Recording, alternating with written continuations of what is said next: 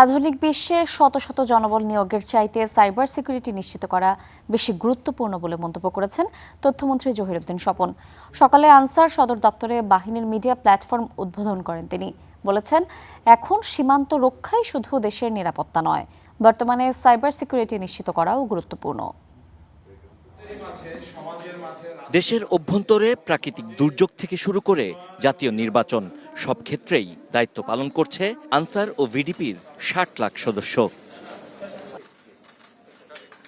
তারা কিভাবে প্রান্তিক মানুষ থেকে শুরু করে সমাজের নানা স্তরে কাজ করছে সে বিষয়গুলো তুলে ধরতে মিডিয়া প্ল্যাটফর্ম প্রান্তিক কণ্ঠস্বরের উদ্বোধন করা হয়।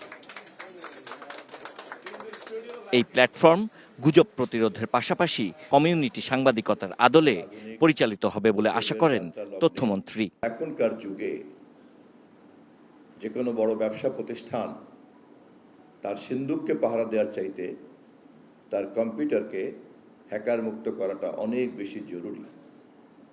এখনকার যুগে অসংখ্য নিরাপত্তা বাহিনী পালার চাইতে ক্লোজ সার্কিট ক্যামেরার সঠিক ব্যবহারটা অনেক গুরুত্বপূর্ণ। সবচেয়ে বড় চ্যালেঞ্জ হচ্ছে পুরনো মনোজগতের মানুষ আমরা যারা, তারা পরিবর্তিত এই পরিস্থিতিটাকে ভালো করে বুঝতে পারি না বোঝার কারণে অ্যানালগ সিস্টেম এবং ডিজিটাল সিস্টেমের যে ডিফারেন্স, এই ডিফারেন্সটা আমরা পার্থক্য নির্ণয় করতে পারি না। প্ল্যাটফর্মটি নির্ভুল ও সময় উপযোগী তথ্য তুলে ধরবে বলে আশা করেন সড়ক পরিবহন প্রতিমন্ত্রী হাবিবুর রশিদ। বর্তমানে গুজব ও অপতথ্যের বিস্তার বড় একটি চ্যালেঞ্জ। এই বাস্তবতায় সত্য, যাচাইকৃত এবং জনস্বার্থভিত্তিক তথ্য প্রচারের মাধ্যমে প্রান্তিক কণ্ঠস্বর দায়িত্বশীল গণযোগাযোগের একটি নির্ভরযোগ্য প্ল্যাটফর্ম হিসাবে প্রতিষ্ঠিত হবে বলেই আমি বিশ্বাস করি। অনুষ্ঠানে বাহিনীর মহাপরিচালক মেজর জেনারেল সাজ্জাদ মাহমুদ সহ ঊর্ধ্বতন কর্মকর্তারা উপস্থিত ছিলেন।